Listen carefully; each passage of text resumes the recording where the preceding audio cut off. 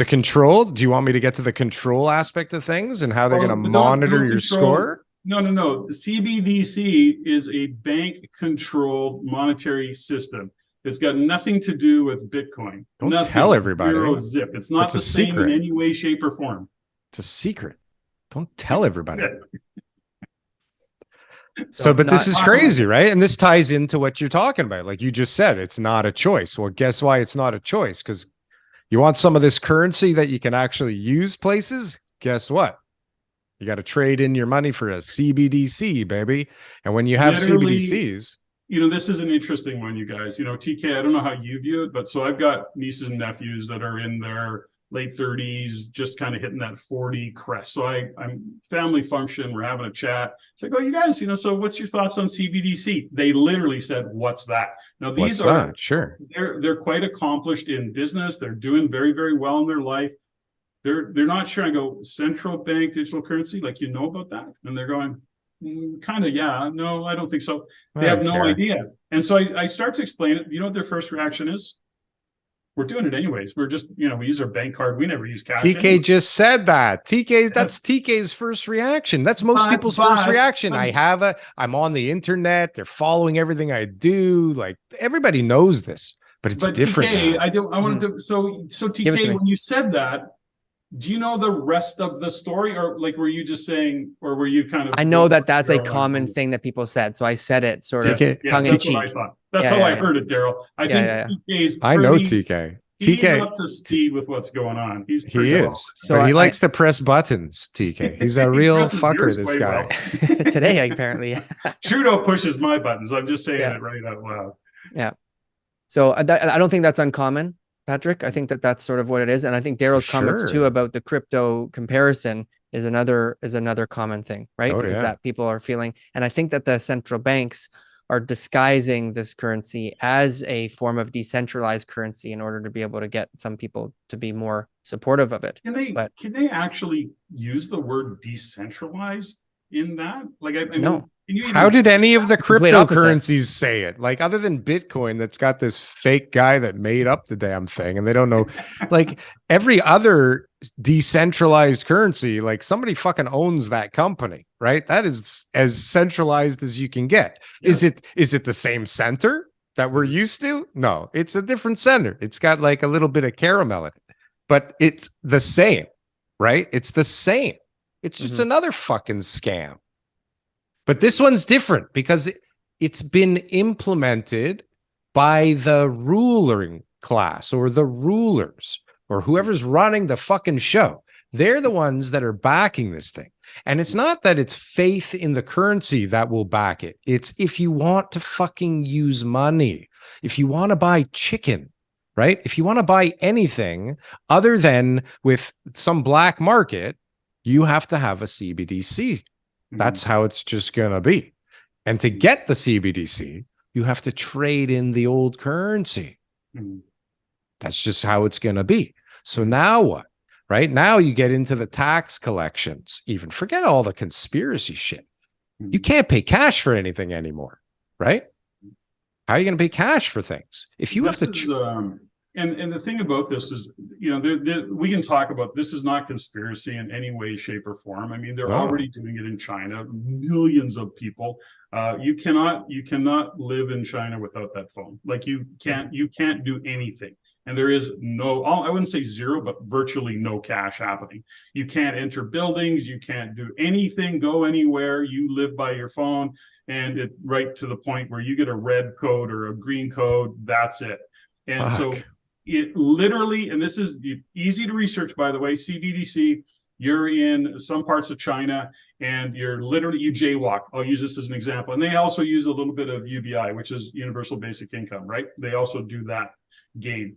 But within that world, I'll use this as an example, you jaywalk. You know how many CCTV they have, right? Like cameras everywhere. Why would you? Facial recognition. Facial recognition. They publicly shame you, like your face goes up on the big screen, whatever building has happened to be there. But guess what? They debit your account immediately for that amount of money immediately, and you get a knock on your social credit score. So my wife and I spent time in China, and so we we actually had an experience with a friend of ours who is from Canada, worked for Cirque du Soleil. She wanted to come visit us in Shanghai because we were there for 10 days or so. She goes to get on a train, a bullet train, tries to buy a business class ticket because that's the way you want to travel over there. It's not all that expensive, really. She couldn't buy a ticket. Anyways, long story short, she finally got to why it was grayed out when she went to buy the ticket. She had a social credit score knock on her because she'd had some challenges with the bank there, and raised her voice or got frustrated, whatever that was, ding. And so she could not buy a business class ticket.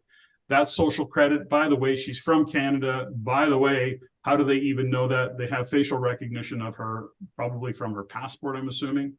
And they're not only just facial recognition now, they're gait recognition. So how you walk is what they're picking up on. So all of this is really happening. It's already there. It's already, it's rolling out. That's not. Oh yeah, they've had that for a while. Yeah, they've had it for a while. The social credit score. So you mentioned that you had a client that was thinking about using the HST or not remitting it, right? To have some money left over after they sell the deal, right? Yeah. That won't happen. Like that won't be an option, right? Like, so you have entrepreneurs and you have self-employed people collecting HST every day and not remitting it when they're supposed to. You have people that don't remit their income taxes all the time. Companies that don't. This will no longer be an issue for these people. Like it's just going to be gone. It's out. It's gone. Right? When you can't manipulate sometimes when you remit your taxes, a lot of people would have gone bankrupt. Like a lot of people would have gone bankrupt. That's one tool that people can use sometimes when you're in a pinch, right? So that changes things drastically when people that are in a pinch, because you're always in a fucking pinch in Canada. I mean, we started the show saying we're the most indebted nation on the planet, or one of, right?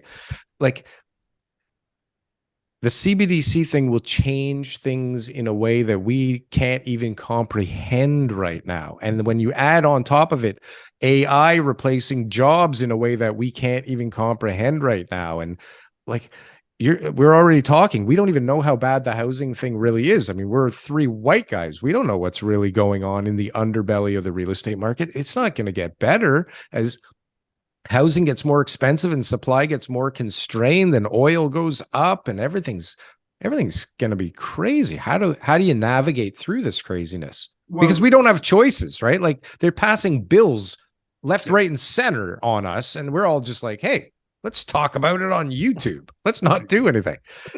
I think there's some real serious issues that are going on. First and foremost, I want to say this is that we can look at this and it's all very dark and all very negative, and that's a tough place to hang out in. I think we have to look at it and go, what is the opportunity in all of this? I don't know the answer to that question, by the way. To your point around CBDC, it not only controls taxes and how you pay taxes, it will in fact control what you eat and what you can't eat. So back to the conversation around carbon and carbon credits, and meat is more than vegetables, and I see that your meat's a little bit up, no, you can't buy more meat this week. Like it is really going to that extreme. So that's on that one side of the control component of it. I think we have to look at the AI conversation, Daryl, is that I'm old enough to be around when computers, a big computer was like a half a gig. Like that was giant. I remember in one of my businesses, my IT guy came in and goes, "You'll never need more than this. It's a full gig, of hard drive." And I'm going, wow, holy cow, you'll never need more than this, right? Next month. The point is that we all thought computers were going to take our jobs and wipe it all out. And of course, many years later, we start to learn that it created a whole new industry, which is, I think, what will happen with AI. I think we just have to watch it play out. But to your point, here's the fundamental for those. It did wipe out industries simultaneously, though. Like, it's good. I'm not saying it's not going to be painful. I think it's going to be very painful. This is the new era. I keep going back to that. It's going to be ugly. I think it's going to be messy. It will be. Here's the thing. If you're watching this channel, and as us three, even in our view, what we're doing is we're being aware, we're trying to do all we can to gather the information we need to make smart decisions. How do we look after our capital? How do we kind of push back where we need to push back? How do we hide out from some of these things maybe? But the point is that for anybody watching the show, it can seem pretty dark and desperate. I don't want to position it that way. I think from my point of view, if we get people's awareness to say, pay attention, stay the hell off mainstream media. Don't waste 2 minutes watching talking heads scripted. It's like a waste of time. These shows are far more impactful because we take the time to do the research. We dig a lot deeper than most people do. And that's kind of my little rant there. Beautiful. And we're not making any money on this show, so nobody could possibly pay us to be able to say what they want us to say. So this is how it works. Patrick, this is a perfect time to talk about our sponsor. Our sponsor. I'm just joking. Yeah, that was it. It's over. But Patrick, we could honestly do this all day with you. I mean, you've been on a few times. You're going to be back again in the future. I don't know when, but we're going to be inviting you for sure until you say yes. But we really appreciate you. Where can people find your podcast? Because you got a great show as well. You know, my audio is theeverydaymillionaire.ca. And I just launched kind of my YouTube channel and getting some legs. As you guys know, it's a lot of work to get those legs. But hey, listen, I think Daryl's, I think I'm getting Daryl, I had him on my show, and I think I'm getting him uploaded. I think I'll attract hundreds. 4 more people. You might get our whole audience. But the audio podcast is really, really strong. It's 7 years in the making. I'm hitting numbers now, you guys. I know this is a little bit, kind of, I guess, boasting a bit, but boast away. I'm getting to like 40,000, 45,000 listens, every month on my audio on my podcast. So that's kind of cool. That's awesome.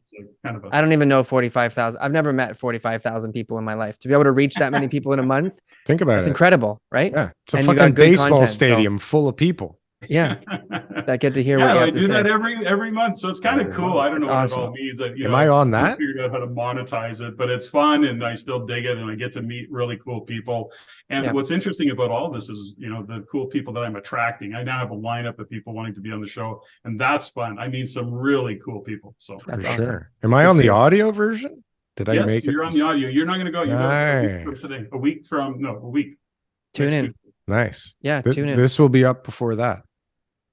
Yeah, I know, you guys are way more efficient with your editing. Far more efficient with our editing, TK. You hear that? Beautiful. I knew it all along. Well done, sir. Well done. Thank you, Patrick. Thank you, everyone. Thanks, guys.